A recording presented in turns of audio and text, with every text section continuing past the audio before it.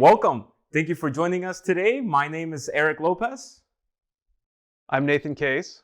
And today we're going to talk about a couple of things that you might be able to relate to if you have ever been part of a fast-growing company. So let me talk to you a little bit about, how I met Nate, how we both ended up in this company called Resilience, and then how did the security plan start to change once we began merging and Resilience started acquiring different companies like the one I was in.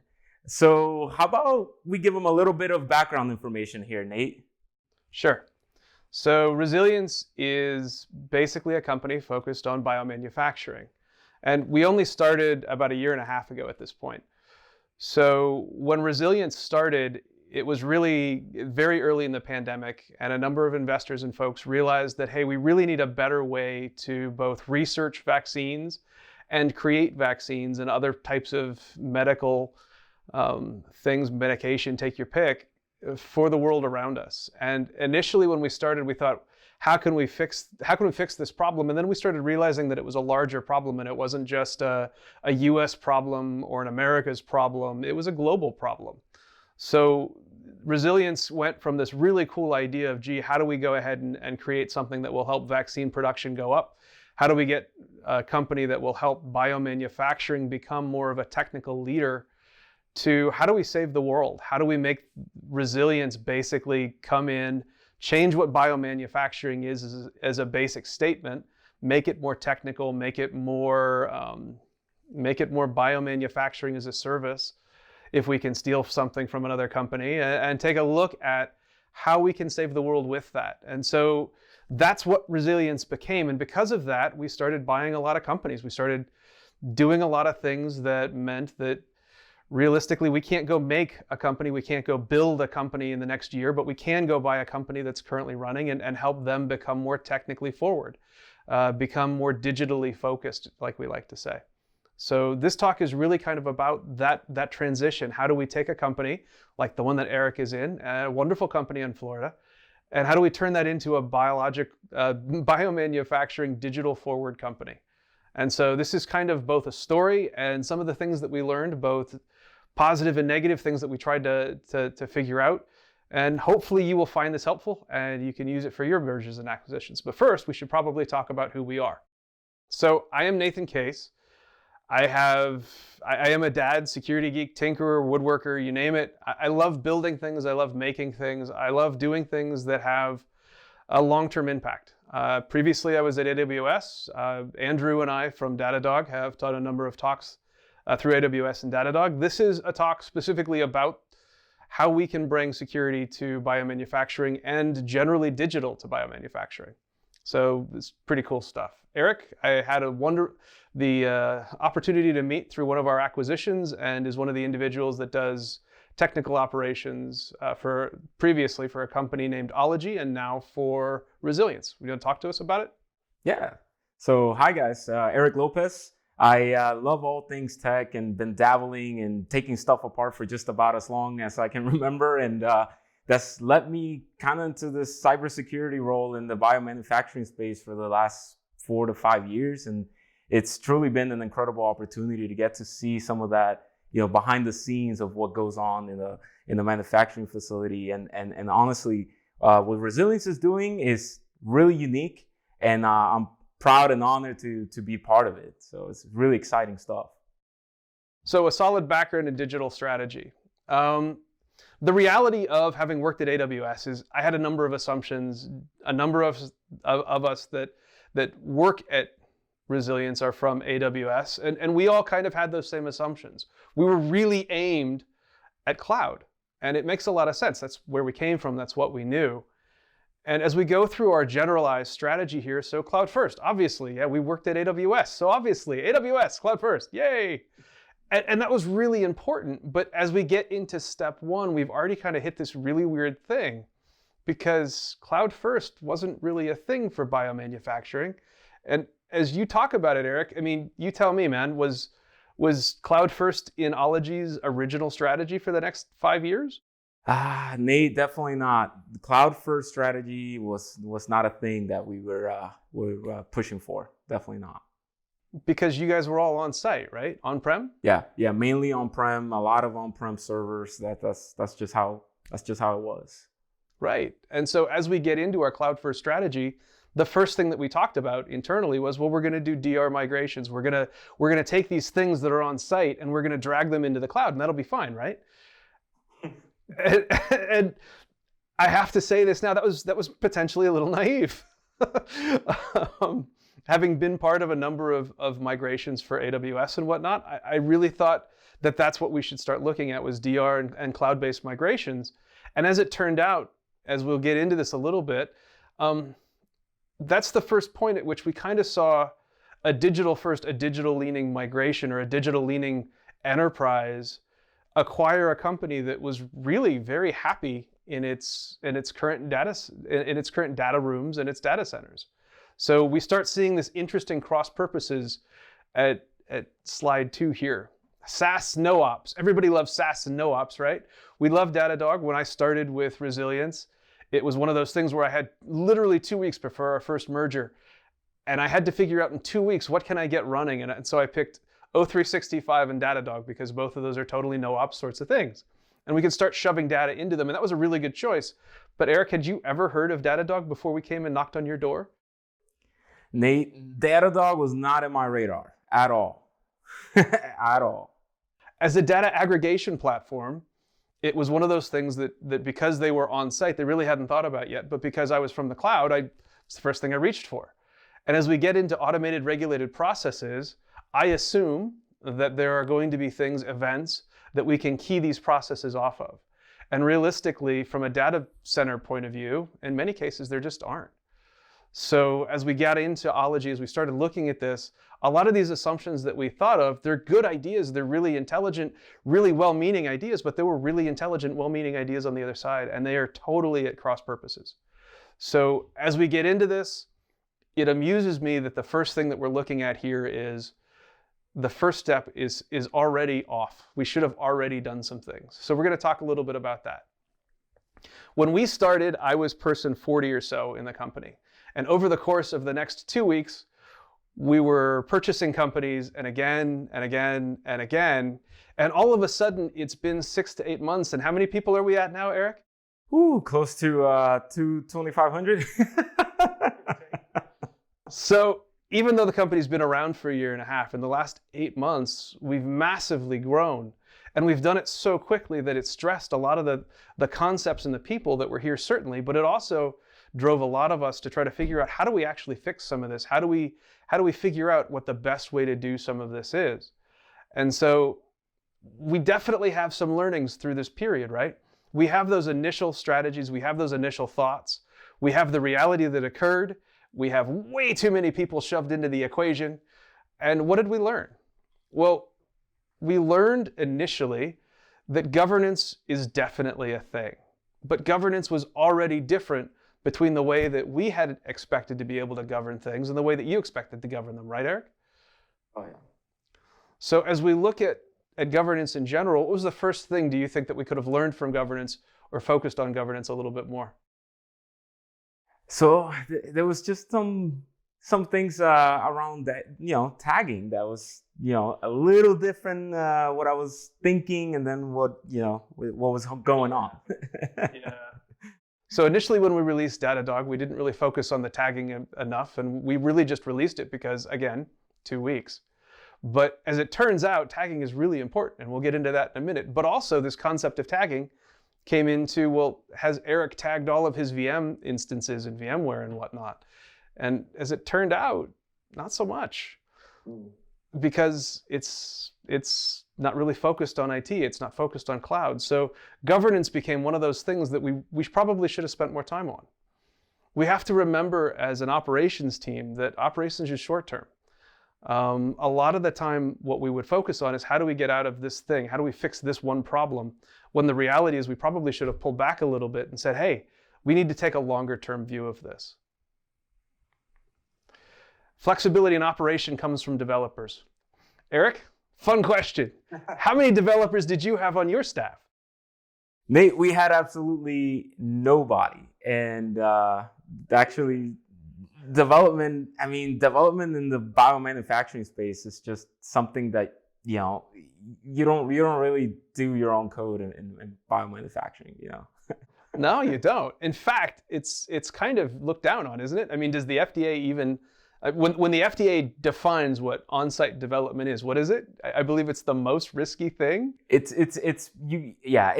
a lot of overhead for a small company, to be able to do something like that. So it's kind of one of those things where you buy the product and then you buy it, with stuff like, CFR Part 11 compliance for the FDA and stuff like that. And as we look at some of the things that go into what happens in most of the systems that we're working on, it turns into something that we have to make sure that we think about the regulatory requirements before we actually make the choice. So in this case, we're looking at development, but those development pieces have to be evaluated from a very strict regulatory FDA sort of a thing. So let's talk about the things that we learned doing this.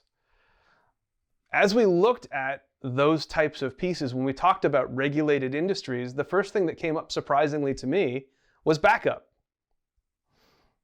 When this whole thing started, Eric, how were you doing backups at the time? So we had an appliance that required a bare metal restore, and then we were migrating to a different solution, but there wasn't an on-prem appliance for it. Right. Yeah. But you'll note the words bare metal.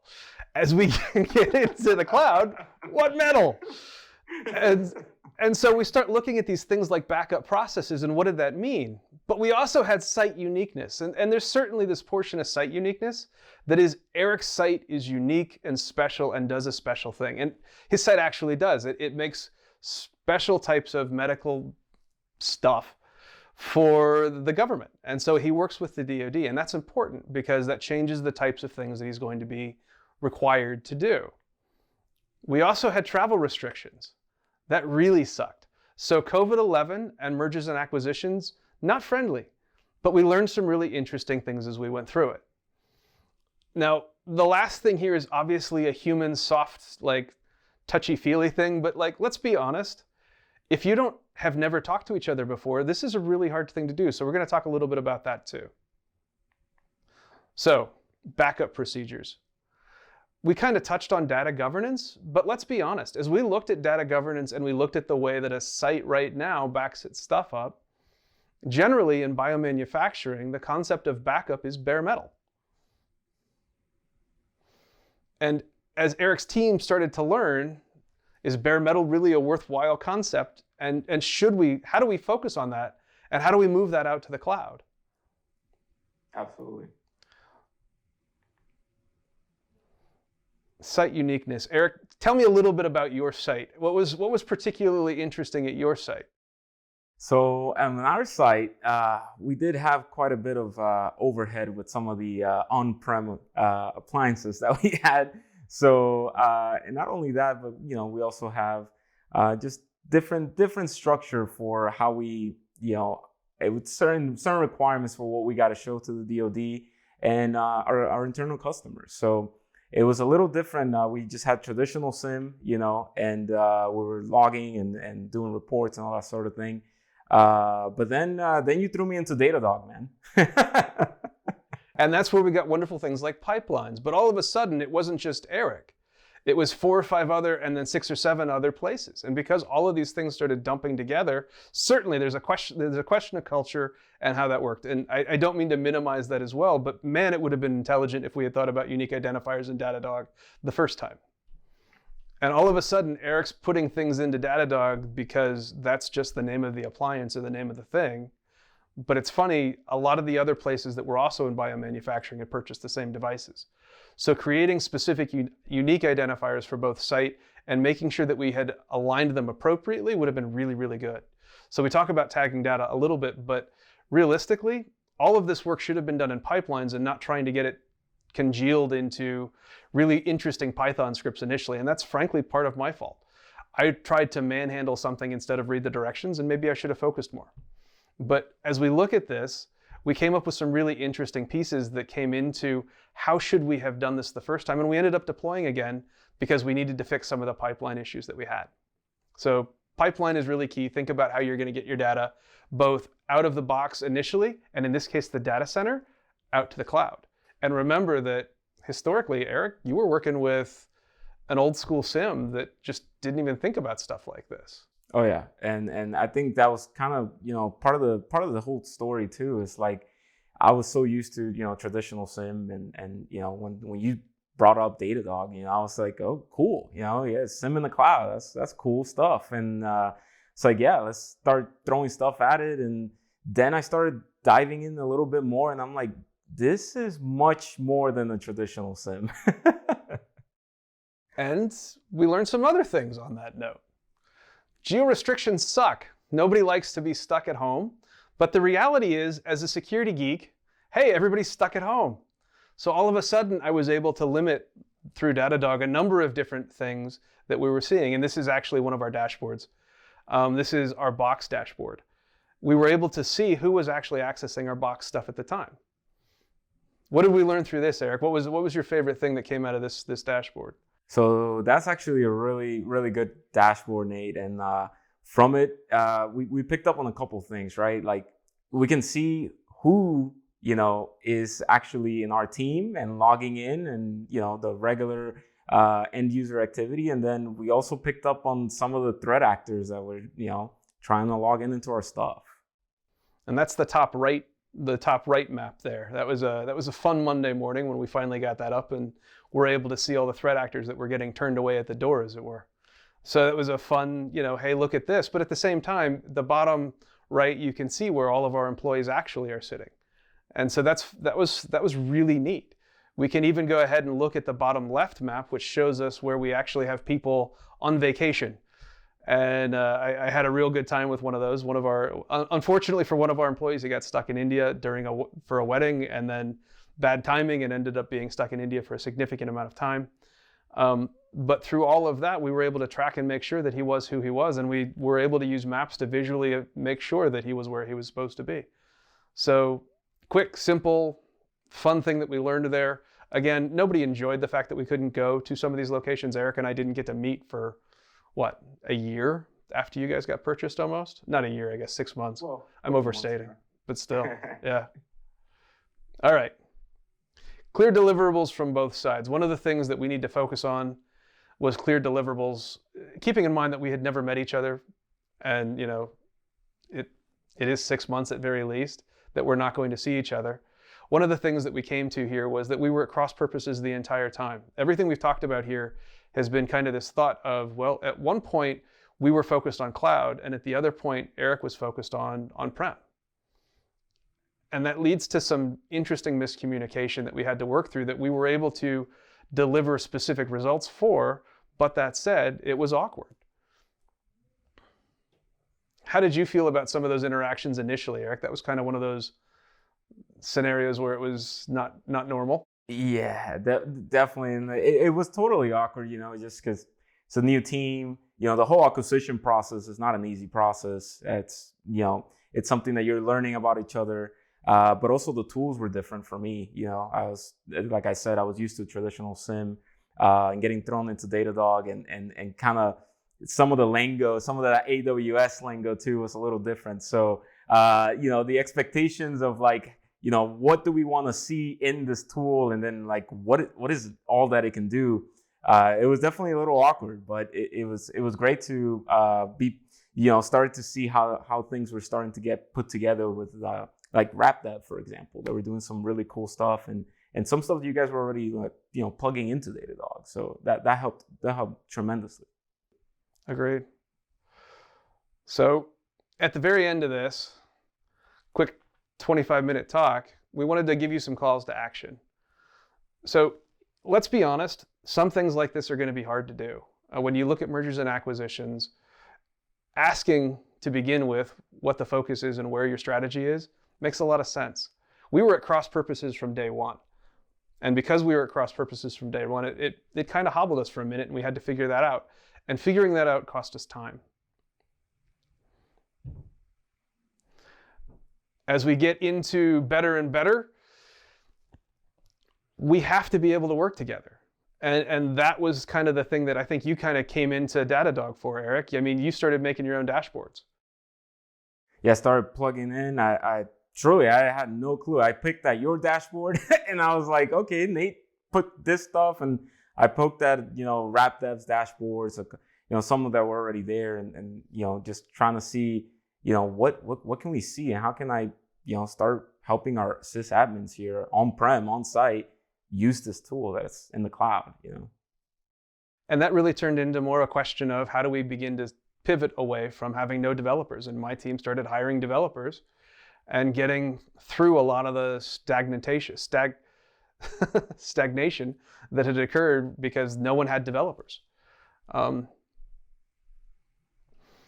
we tag it better? Obviously, you can always tag it better. Eric and I laughed about that a number of times, didn't we? Oh, yeah. That's one of those things where, like, you want to make sure you establish, this is how we're going to tag things, this is how we're going to do it, and then actually write out the whole plan, because the amount of information you can gather from it, especially when you're growing so quickly, it's just key.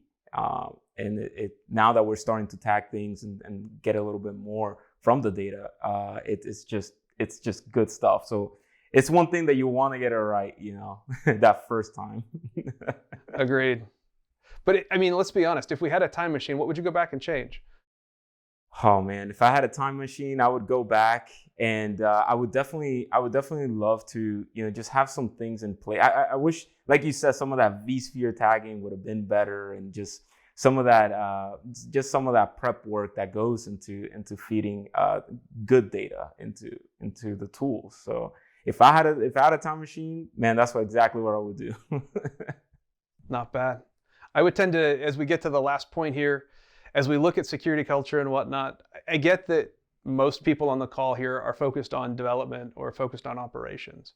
But what Eric and I have learned over the past couple of years is that both Eric privately, you ended up going to DEF CON with us and having a really good time.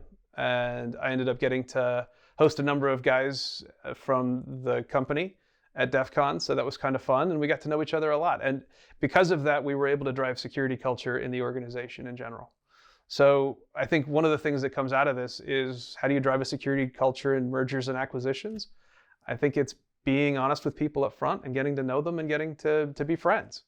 Eric's been a great teammate, and he's in operations and I'm in security. And typically that might make things a little awkward, but in this case, I think we've actually done really well. So I would call you to, as you look for mergers and acquisitions yourselves, get to know the people you're merging with and get to understand the culture, and remember that you're probably at cross purposes if you're starting out with an assumption, because good Lord, we were. And we certainly came up with a better answer together, and I think that's an important point. Absolutely. Thanks for your time today, and I hope that was helpful for everybody.